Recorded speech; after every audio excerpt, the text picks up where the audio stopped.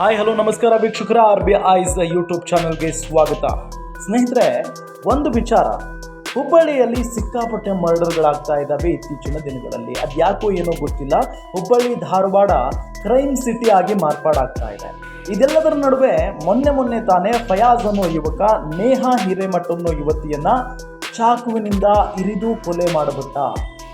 ಆ ಸಂದರ್ಭದಲ್ಲಿ ಸಿಕ್ಕಾಪಟ್ಟೆ ಚರ್ಚೆ ಆಯಿತು, ಜೊತೆಗೆ ದೊಡ್ಡ ಮಟ್ಟದಲ್ಲಿ ಹೋರಾಟ ಆಯಿತು, ನಿಮಗೆಲ್ಲ ಗೊತ್ತಿರುವಂಥ ವಿಚಾರ.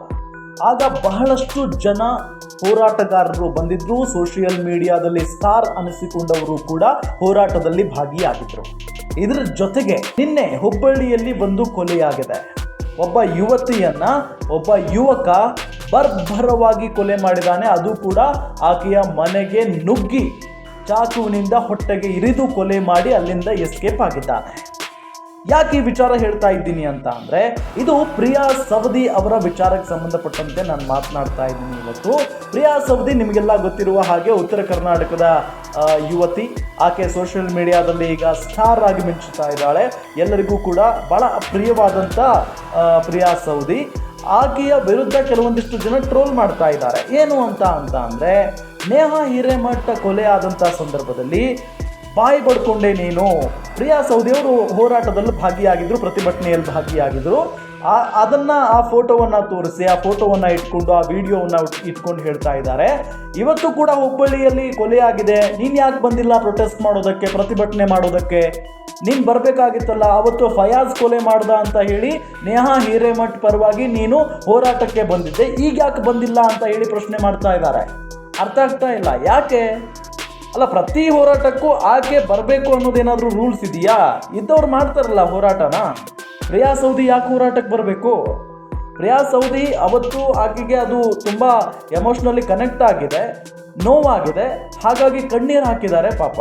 ಅದರಲ್ಲಿ ಏನು ತಪ್ಪಿದೆ? ಈಗ ಹುಬ್ಬಳ್ಳಿಯಲ್ಲಿ ಮತ್ತೊಬ್ಬ ಯುವತಿಯ ಕೊಲೆ ಆಗಿದೆ. ಅದು ದುರಾದೃಷ್ಟ, ನಮ್ಮ ಕರ್ಮ. ಹುಬ್ಬಳ್ಳಿ ಪೊಲೀಸರು ಏನು ಮಾಡ್ತಾ ಇದ್ದಾರೆ ಅಂತ ನಮಗಂತೂ ಗೊತ್ತಾಗ್ತಾ ಇಲ್ಲ. ಅಲ್ಲಿ ಪುಂಡರು, ಪೋಖರಿಗಳು, ಕೊಲೆಗಡಕರ ಸಂಖ್ಯೆ ಹೆಚ್ಚಾಗ್ತಾ ಇದೆ. ಒಂದು ಪಾಪದ ಯುವತಿಯ ಕೊಲೆಯಾಗಿದೆ, ಆತನನ್ನು ಮಾತ್ರ ಗಲ್ಲಿಗೇರಿಸಬೇಕು ಅನ್ನೋದು ನಮ್ಮ ಆಗ್ರಹ ಕೂಡ. ಪದೇ ಪ್ರಿಯಾ ಸವದಿ ಯಾಕೆ ಬರ್ತಾ ಇಲ್ಲ ಹೋರಾಟಕ್ಕೆ? ಇದು ಈ ಕೊಲೆ ವಿಚಾರದಲ್ಲಿ ಮಾತ್ರ ಆಗಿಲ್ಲ. ಆ ಪ್ರಿಯಾ ಸವದಿ ಅವರ ಹೆಸರು ಇಲ್ಲಿ ಈ ಪ್ರಜ್ವಲ್ ರೇವಣ್ಣ ಗಣಂದಾರಿ ಕೆಲಸ ಮಾಡಿದ್ದಾನಲ್ಲ, ಸಾಕಷ್ಟು ಅತ್ಯಾಚಾರಗಳನ್ನು ಮಾಡಿ, ಅನಾಚಾರಗಳನ್ನು ಮಾಡಿದ್ದಾರೆ ಎನ್ನಲಾದಂಥ ವಿಡಿಯೋಗಳು ಹರಿದಾಡ್ತಾ ಇದ್ದಾವಲ್ಲ, ಆ ಸಂದರ್ಭದಲ್ಲೂ ಕೂಡ ಮಹಿಳೆಯರಿಗೆ ಅನ್ಯಾಯ ಆಗಿದೆ. ಪ್ರಿಯಾ ಸವದಿ ಎಲ್ಲಿ, ಹೋರಾಟಗಾರ್ತಿ ಎಲ್ಲಿ ಅಂತೆಲ್ಲ ಟ್ರೋಲ್ ಮಾಡಲಾಗ್ತಾ ಇತ್ತು.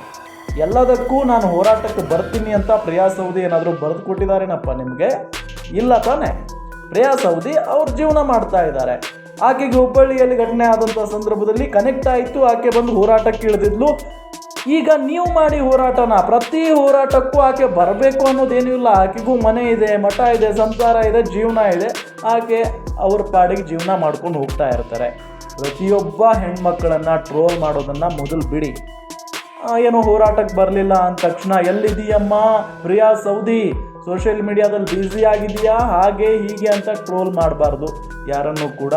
ಏಕೆ ಅಂತ ಹೇಳಿದರೆ ಅವ್ರಿಗೂ ಕೂಡ ಫ್ಯಾಮಿಲಿ ಇರುತ್ತೆ, ಫ್ಯಾಮಿಲಿಯವ್ರು ನೋಡ್ತಾ ಇರ್ತಾರೆ, ನೋವಾಗುತ್ತೆ. ದಯವಿಟ್ಟು ಯೋಚನೆ ಮಾಡಿ ತದನಂತರ ಟ್ರೋಲ್ ಮಾಡಿ.